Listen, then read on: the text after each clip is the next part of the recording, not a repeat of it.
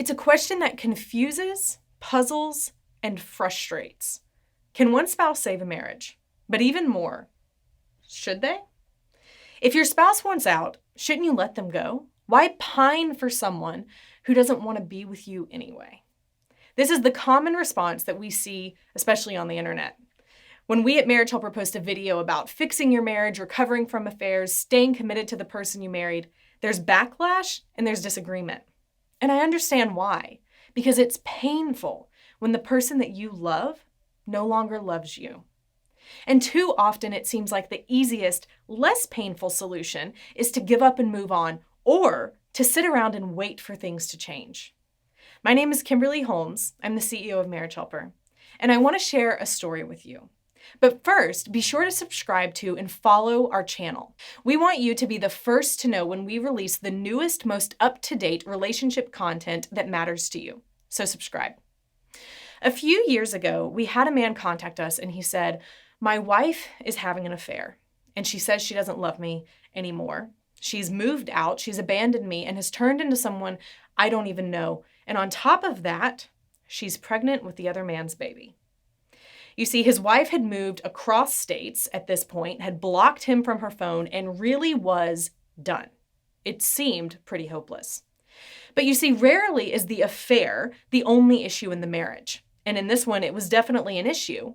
But if you were to rewind the tape over the past 7 years of their marriage, you would see patterns of fighting, ignoring each other, disrespect, control. You'd see miscarriages, infertility struggles. You'd see a husband struggle with sex addiction.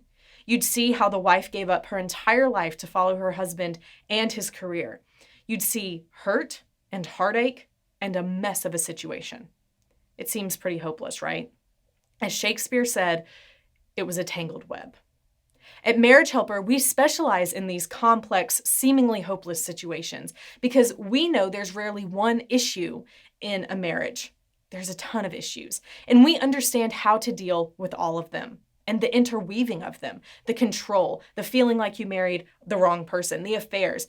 And with our workshops, with all of these situations, we still see a 77% success rate at saving those marriages. So we know it can be done.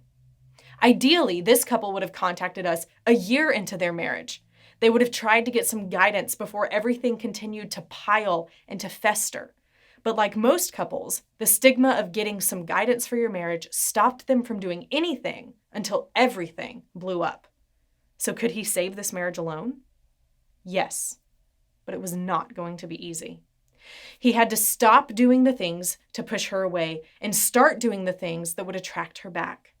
He needed to understand what was really going on underneath all of it.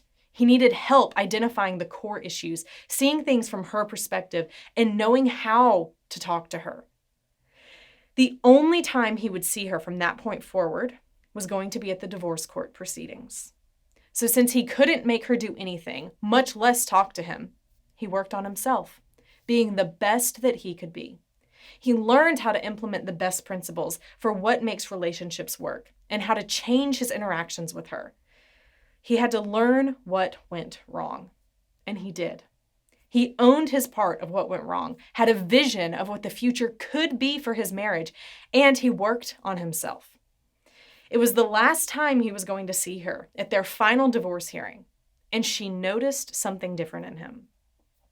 And she talked to him. She actually pulled him aside in one of the breaks, and they actually went and talked.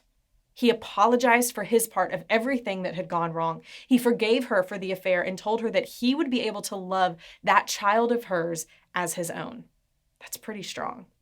And they started working on things. Sometimes it takes one person to take the risk and work on saving the marriage, even when the other spouse wants out. And I wish it would happen more often because so much of the time it works. We get into these terrible habits, these downward spirals in our relationships, and we allow past hurts to lead to resentment instead of working through it. And at some point, we choose to believe that we married the wrong person, and we begin to believe that our spouse doesn't care about us. And we begin to believe that there's no use in one spouse working on the marriage. But there's so much that goes into one spouse being able to work on and save the marriage, and it is possible.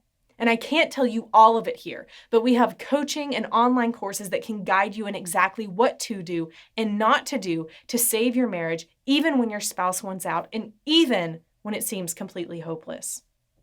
If you're willing to try, to put the hurt aside and focus on what the future could be, then we want to help. Can one spouse save a marriage for forever? No. Eventually, the other spouse will need to come back around, but by teaching you the best things that work, it increases the likelihood of your spouse at least pausing and considering making it work. It takes time, it takes work, but I promise you, it's worth it.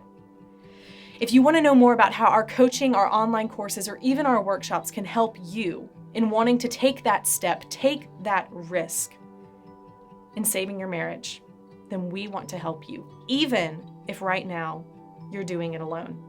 You can call our office at 866-903-0990, and you can get connected with our client relations team that can tell you more about the products and resources that we offer, or you can find out more at marriagehelper.com. Whatever you choose to do, we want to help you do it. We want to help you fix your marriage.